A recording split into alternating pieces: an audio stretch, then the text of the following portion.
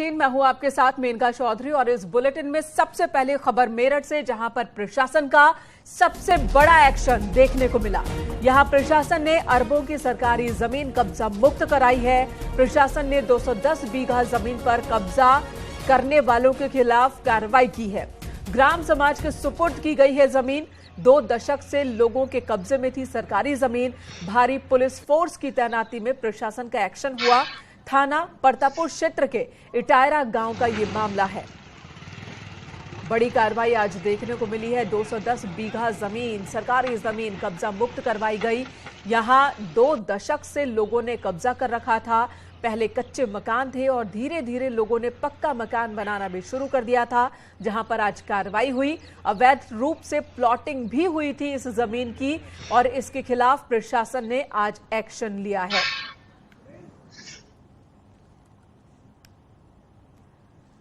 शामली से बड़ी खबर, हनुमान धाम मंदिर में ड्रेस कोड लागू कर दिया गया है। दर्शन के लिए ड्रेस कोड लागू हुआ है। अमर्यादित कपड़े पहनकर आने पर रोक रहेगी।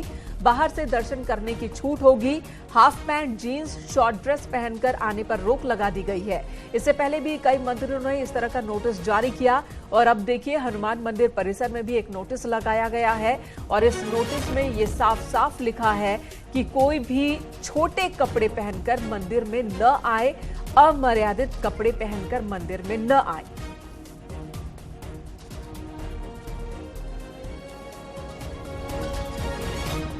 शामली के हनुमान धाम मंदिर प्रशासन ने यह फैसला लिया है और ड्रेस कोड लागू कर दिया गया है।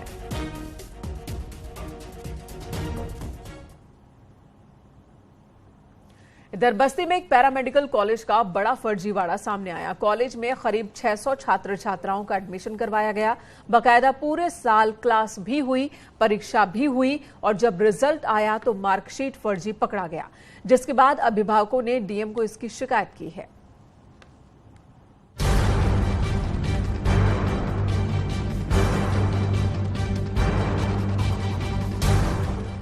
बस्ती जिले के हरदिया चौराहे पर मौजूद ये है सरदार पटेल पैरामेडिकल कॉलेज, लेकिन आरोप है कि ये मेडिकल कॉलेज फर्जी है और फर्जी सर्टिफिकेट बांटती है, जिसके शिकार इस कॉलेज में पढ़ने वाले 600 छात्र छात्राएं हुए हैं।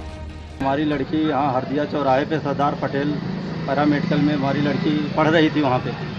तो जब ये उसका सेकेंड ईयर था, जो परीक्षा हुआ तो सर्टिफिकेट इन्होंने ग्लोबल कोई विद्यालय था वहाँ से करके दिया। तो ये हम मार्कशीट जब चेक किए उसमें ना तो कोई आधिकारिक दस्तखत मोहर ना कुछ, तो वो सब सर फर्जी ने था।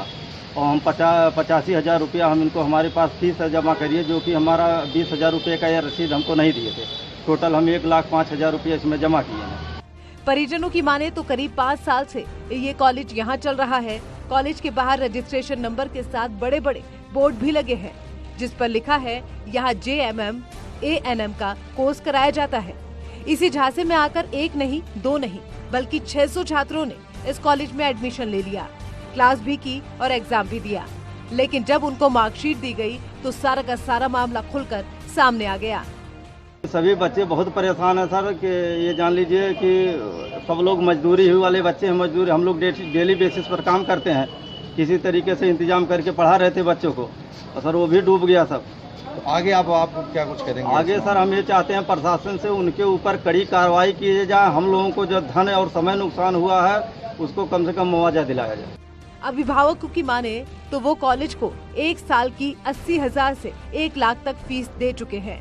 किसी ने नजदीक होने की वजह से अपनी बेटी का एडमिशन यहाँ करवाया, तो किसी ने गरीबी में बच्चों को ANM बनाने का सपना देखा। लेकिन इस कॉलेज ने ओडिशा के किसी फर्जी कॉलेज का मार्कशीट थमा दिया। जब शिकायत की गई तो सहारनपुर के किसी कॉलेज का दूसरा मार्कशीट दिया, वो भी फर्जी निकला, जिसके बाद अभिभावकों ने डीएम को इसकी लिखित शिकायत की। डीएम ने कमेटी बनाकर जांच के बाद कार्रवाई का आश्वासन दिया है। और शासन स्तर से जो हमारे जनपद की मान्यता प्राप्त संस्थान है, उनकी जानकारी लेकर सभी जन सामान्य में प्रचारित प्रसारित की जा रही है और समिति की जांच के उपरांत जो भी हमारे सामने जानकारी आएगी उसके आधार पर आवश्यक विधिक और अन्य कार्रवाई भी की जाएगी। लोगों ने सरकार से मांग की है कि इस कॉलेज में ताला लगाया जाए, जिससे भविष्य में और बच्चों की जिंदगी बर्बाद न हो सके। Bureau report, news 18।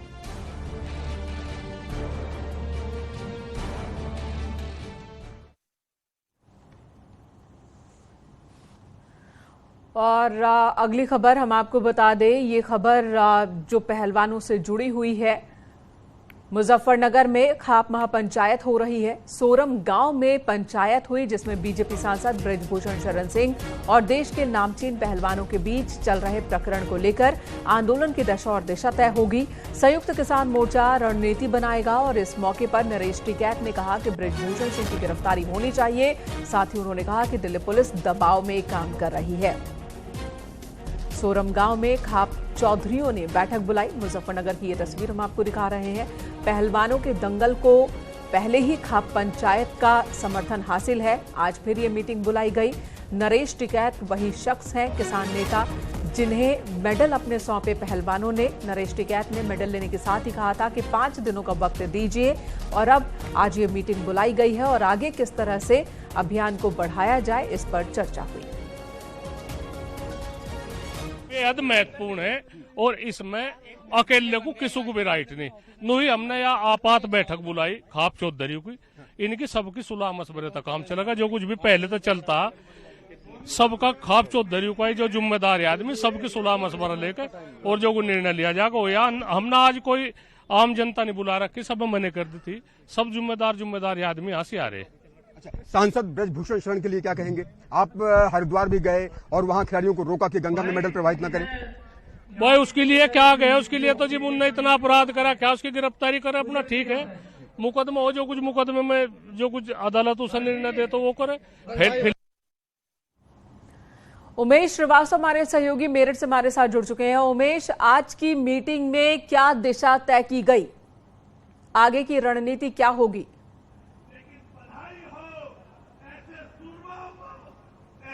जी हाँ, देखिए मुजफ्फरनगर के सोरम में खाप पंचायत जारी है। भारतीय किसान यूनियन के राष्ट्रीय प्रवक्ता राकेश टिकैत भी पहुंच चुके हैं और कुछ ही देर में उनका भी संबोधन होगा और ऐसा माना जा रहा है कि 1 घंटे के अंदर खाप पंचायत में क्या निर्णय हुआ है ये बता दिया जाएगा। इन तस्वीरों में आप देखिए कि किस तरह से यहाँ पर पंचायत जारी है और यहाँ पर राकेश टिकैत अभी पहुंचे हैं और कुछ ही देर में राकेश टिकैत यहाँ संबोधन देंगे। राकेश टिकैत क्या बोलते हैं इस पर भी सभी की निगाहें रहेंगी। नरेश टिकैत क्या बोलते हैं इस पर भी सभी की निगाहें रहेंगी। बहरहाल सर्व जातीय सर्व खाप पंचायत जारी है। समाजवादी पार्टी के नेता अतुल प्रधान भी पहुंचे हुए हैं और इस वक्त मंच पर उनका संबोधन चल रहा है। निश्चित तौर पर जितने भी खाप के लोग हैं वो लगातार यहां संबोधन दे रहे हैं और सब एक ही बात कहते हुए नजर आ रहे हैं, एक ही सुर में कहते हुए नजर आ रहे हैं कि नरेश टिकैत जो भी फैसला लेंगे, यानी भारतीय किसान यूनियन के राष्ट्रीय अध्यक्ष बालियान खाप के मुखिया जो भी फैसला लेंगे वही सर्वमान्य होगा। यही जितने भी खाप के प्रतिनिधि हैं, चाहे वो हरियाणा के हो, चाहे वो राजस्थान के हो, उत्तर प्रदेश के हो, उत्तराखंड के हो, जितने भी खाप चौधरी यहाँ पर आए हुए हैं वो सब एक सुर में यही कहते हुए नजर आ रहे हैं कि जो भी फैसला नरेश टिकैत लेंगे वही सर्वमान्य होगा। कुछ ही देर में यहाँ पर नरेश टिकैत का भी संबोधन होगा, राकेश टिकैत का भी संबोधन होगा और संबोधन के बाद ही ये तय होगा कि आज की पंचायत में क्या फैसला लिया जाता है। ठीक है उमेश, जैसा कि आप बता रहे हैं कि राजस्थान से, हरियाणा से अलग अलग खाप के चौधरी यहां मौजूद हैं और अभी तक की बातचीत में यही लग रहा है कि बृजभूषण शरण सिंह की गिरफ्तारी से नीचे ये मानने को तैयार नहीं है। देखना होगा कि अगर गिरफ्तारी नहीं होती है बृजभूषण की तो फिर खाप की ओर से क्या फैसला लिया जाता है, क्या कदम उठाए जाने का फैसला लिया जाता है, पहलवानों के इस आंदोलन को किस तरह से खाप का समर्थन होगा, ये देखने वाली बात होगी। लेकिन यहां पर समाजवादी पार्टी के नेता भी पहुंचे हुए हैं खाप पंचायत की मीटिंग में।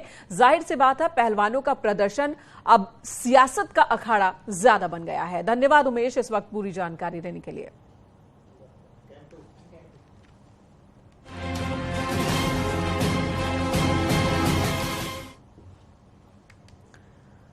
बहराइच के इंडो नेपाल बॉर्डर रुपईडीहा में बने लैंड पोर्ट का पीएम मोदी ने वर्चुअली उद्घाटन किया। तकरीबन 220 करोड़ की लागत से लैंड पोर्ट बना है। ये land port Bharat Nepal border का देश का तीसरा और यूपी का पहला लैंड पोर्ट है। 115 एकड़ भूमि पर यह पोर्ट 220 करोड़ की लागत से तैयार हुआ। इसमें 50 मीटर चौड़ी सड़क होने से शहर में भीड़ भाड़ नहीं होगी और आसानी से वाहनों की आवाजाही हो सकेगी। माफ कीजिएगा, मुख्य तौर पर कस्टम, इमिग्रेशन, सशस्त्र सीमा बल, के ऑफिस भी यहां बनाए जाएंगे, जिससे दोनों देशों से संबंधित कार्य और समन्वय बेहतर तरीके से हो सके। आने वाले 25 सालों में यह सीमा क्षेत्र एक बड़े रूप में देखने को मिल सकेगा। अंतर्राष्ट्रीय सीमा विकसित होगी, साथ ही नेपाल इंटरनेशनल ट्रांसपोर्ट का यह एक बड़ा केंद्र होगा। नेपाल के सुदूर पश्चिमी क्षेत्र से कनेक्टिविटी को बढ़ावा देने के लिए सिरसा और झूलाघाट में 2 और पुल बनाए जाएंगे। क्रॉस बॉर्डर डिजिटल पेमेंट के लिए उसके माध्यम से फाइनेंशियल कनेक्टिविटी में उठाए गए कदमों का हम स्वागत करते हैं। इसका लाभ हजारों विद्यार्थी, लाखों टूरिस्ट और तीर्थयात्रियों के साथ साथ मेडिकल ट्रीटमेंट के लिए भारत आए मरीजों को भी मिलेगा। 3 आईसीपी के निर्माण से आर्थिक कनेक्टिविटी सुदृढ़ होगी।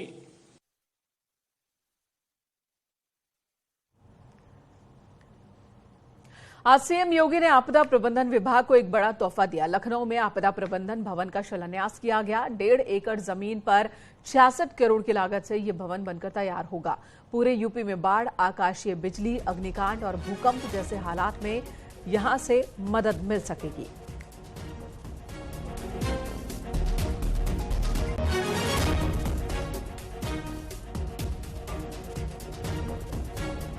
आपदा प्रबंधन के लिए भवन का शिलान्यास आज सीएम योगी आदित्यनाथ ने किया। इस भवन में हाई इक्विप्ड ये भवन होगा।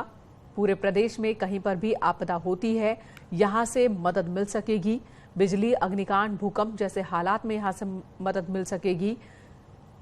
66 करोड़ की लागत से यह भवन बनकर तैयार होगा। आज सीएम ने शिलान्यास किया। आज यहां पर इस पूरे भवन की जो लागत है, यह 66 करोड़ 40 लाख की लागत से यह भवन यहां पर बनेगा। इसमें वे सारे प्रबंध किए जा रहे हैं जो वास्तव में किसी आपदा प्रबंधन से जुड़े हुए संस्थान के साथ दिखने चाहिए। वे सभी यहां व्यवस्थाएं इसके साथ की जा रही हैं और इस भवन का काम होगा कि जहां आपदा मित्रों को वह ट्रेनिंग के कार्यक्रम के साथ जोड़ सके, अवेयरनेस के कार्यक्रम के साथ बड़े पैमाने पे हर स्कूल को, हर ग्राम पंचायत को, हर वार्ड को जोड़ सके। वहीं साथ ही साथ यह भवन यह भी कार्य करेगा कि कोऑर्डिनेशन का काम स्थानीय प्रशासन, SDRF, NDRF, PAC flood unit, आपदा मित्र, होमगार्ड के जवान, इन सबको आपस में जोड़ने का काम भी एक बेहतरीन कोऑर्डिनेशन के माध्यम से, इस भवन के माध्यम से आगे बढ़ाने में मदद मिलेगी। और आज इसीलिए इस भवन का शिलान्यास उत्तर प्रदेश के लिए आपदा, किसी भी प्रकार की आपदा को न्यूनतम करने में एक मील का पत्थर साबित होगा।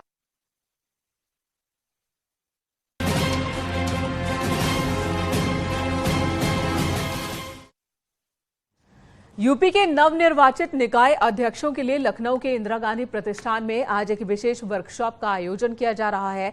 इस वर्कशाला में सीएम योगी भी पहुंचने वाले हैं। यह आयोजन लखनऊ के इंदिरा गांधी प्रतिष्ठान में हो रहा है। इस दौरान सीएम योगी मेयर्स और निकाय अध्यक्षों को बेहतर कामकाज और प्रबंधन के गुर देंगे, जिसमें अलग अलग सत्र में निकाय चेयरमैन को केंद्र और राज्य सरकार की योजनाओं की जानकारी दी जाएगी। 3 सत्र में होने वाली इस वर्कशॉप में सभी नवनिर्वाचित चेयरमैन को संविधान में निकायों से संबंधित प्रमुख विशेषताएं, 74वें संविधान संशोधन के मुख्य बिंदु पर चर्चा की जाएगी। आपको बता दें कि हाल ही में हुए निकाय चुनाव में यूपी में 762 निकाय के चेयरमैन जीत कर आए हैं, जिनमें से 17 नगर निगम, 199 नगर पालिका और 544 नगर पंचायत अध्यक्ष हैं। लखनऊ से हमारे सहयोगी मोहम्मद शबाब इस वक्त हमारे साथ मौजूद है। शबाब, कब तक मुख्यमंत्री पहुंचेंगे वर्कशॉप में? बिल्कुल देखिए, मुख्यमंत्री अब से थोड़ी देर के बाद इस कार्यक्रम में पहुंचेंगे। 4 बजे का समय मुख्यमंत्री का निर्धारित किया गया है। इस वक्त सेशन चल रहा है। मेरे कैमरा सहयोगी अनिल आपको तस्वीरें दिखाएंगे। मंत्री ए.के. शर्मा इस वक्त मंच पर मौजूद हैं। इनके अलावा राज्य मंत्री भी मौजूद हैं। ब्रजेश पाठक उप मुख्यमंत्री का सेशन अब से थोड़ी देर पहले खत्म हुआ है। सीधे तौर पर नगर निकायों में जीत के बाद जो तमाम महापौर हैं, जो नगर पंचायत और नगर पालिका के जो चेयरमैन हैं, वो सारे लोग यहाँ पर मौजूद हैं। तमाम बेहतर तकनीकों का जो है लोगों को जानकारी दी जा रही है। इस समय आप देख पा रहे होंगे फ्रेम में जो देश भर के तमाम बेहतर डेवलप्ड काम हैं उनका एग्जाम्पल बताया जा रहा है। किस तरह से वहाँ के नगर निकायों ने बेहतर काम करके एक उदाहरण पेश किया, उन तमाम चीज़ों को बताया जाए। देखिए, इस समय श्रीनगर का उदाहरण दिया जा रहा है। वहाँ पर जो रिवर फ्रंट था उसको किस तरह वहाँ का नगर निकायों ने बेहतर काम किया, पहले और बाद में किस तरह बदला। तो इन तमाम चीज़ों को समझाया जा रहा है। नगर पंचायतों में कैसे आपको काम करना है, कैसे महापौरों को काम करना है, इन तमाम चीज़ों को समझाया जा रहा है। तो एक गुण लोगों को काम बेहतर करने का सिखाया जा रहा है। और अब से थोड़ी देर के बाद मुख्यमंत्री योगी आदित्यनाथ भी जब यहाँ पर आएंगे तो वो नवनिर्वाचित जो महापौर हैं, जो नगर पालिका के चेयरमैन हैं, जो नगर पंचायत के चेयरमैन हैं, उन तमाम लोगों को बेहतर कामकाज का तरीका बताएंगे और बेहतर कामकाज किस तरीके से किया जाए इसकी रूपरेखा को तय करेंगे। क्योंकि सीधे तौर पर आज इन लोगों को जो तमाम चीजें बताई समझाई जाएंगी, उसके बाद इन लोगों को अपने अपने क्षेत्रों में जाकर काम करना है। चूंकि भारतीय जनता पार्टी पॉलिटिकली भी इन तमाम चीजों को देख रही है और उसको उन तमाम